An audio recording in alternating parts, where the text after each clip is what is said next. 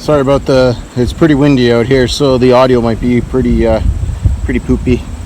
So yeah, I got some water in my pond now. It's definitely starting to fill up a bit. We got some really good rain. I was able to get 150 feet of lay flat hose here on my little Champion pump there. So what I'm going to do is I'm going to use this later on once the pond's all filled up. I'll use that for irrigation next year if I need it. So, but with 200 feet, or 175 feet, I'll be able to at least water a lot of my garden all the way up here anyways. And if I want to, what I'm going to do is I'm going to take it from the creek right now. So I got it down there. Let's go get her gassed up and started, and we'll see how she does.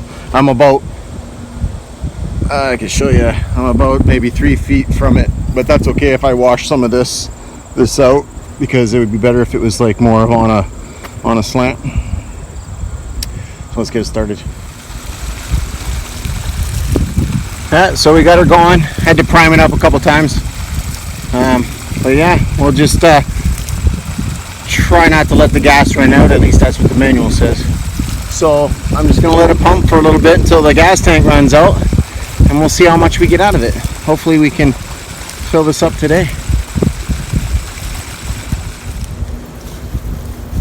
So in the goat pasture here, I have this one walnut that they chewed the crap out of that bark. You can see, I'll just zoom in there. You can see they ate that all the way around, so this thing's gonna die.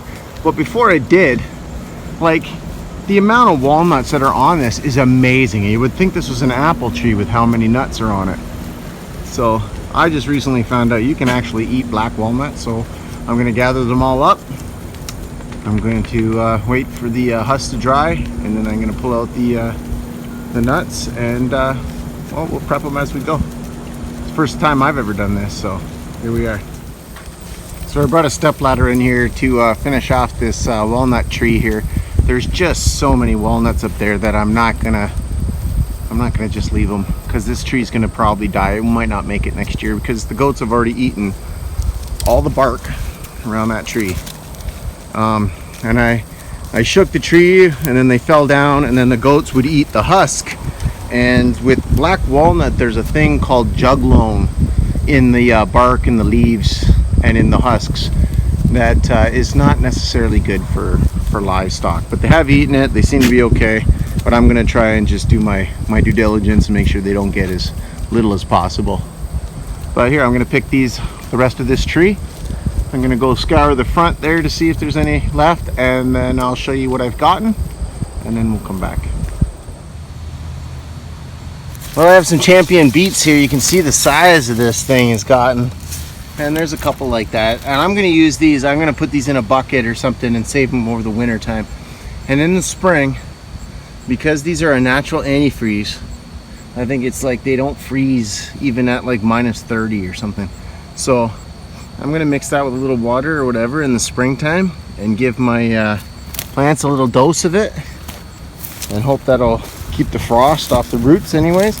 But I have some like massive beets. Like, that's huge. Like, there's my finger. Like, that's my hand. So you can see that's pretty big. So what I'm going to do today is I'm going to harvest all these habaneros. It's done. We got some drying up here. But these ones here I'm going to take to a friend at work who likes them a lot. Maybe she'll pickle them. And that's what I'm going to do. So I'm going to collect all of these up.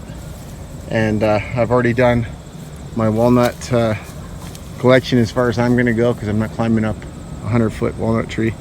And we'll see how they work out. So next year we'll tell whether we collect every single walnut and every single piece of fruit, determining on what I'm going to do with it. So let's do that, and I'll show you the haul.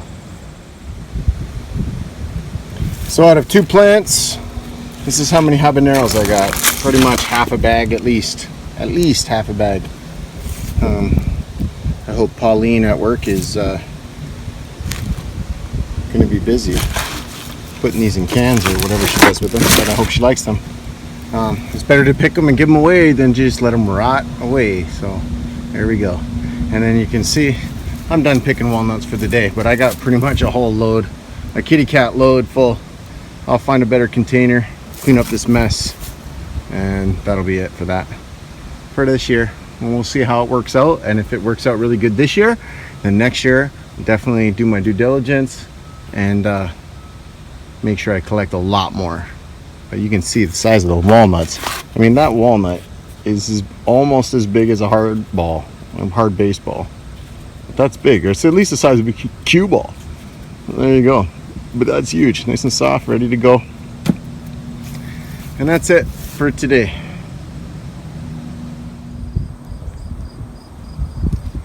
I'm just putting them in there. Little crazy, seem to be working. I just kind of push them off a little. And just put them there in the little buckets. I'll pick up the rest. Store them for a little while, and then I'm going to do what I got to do to walnuts.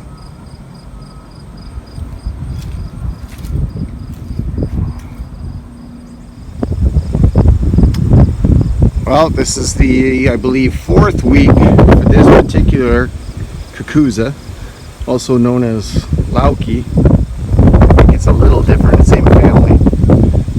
But yeah, she's almost on the ground.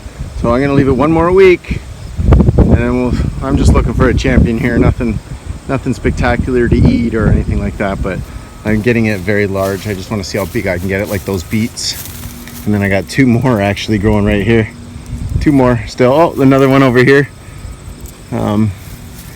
I'll probably be able to pick them next week or in 2 weeks. It just depends on how nice the weather stays, I guess. But yeah, there's my kakuza. Excuse me, my kakuza.